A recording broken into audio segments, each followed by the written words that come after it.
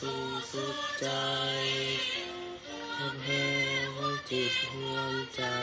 สามัคคีกันเป็นกำลังเดียวเด็ดเดียวพอกันภาวนาสู่สาสุเกียรติของเรา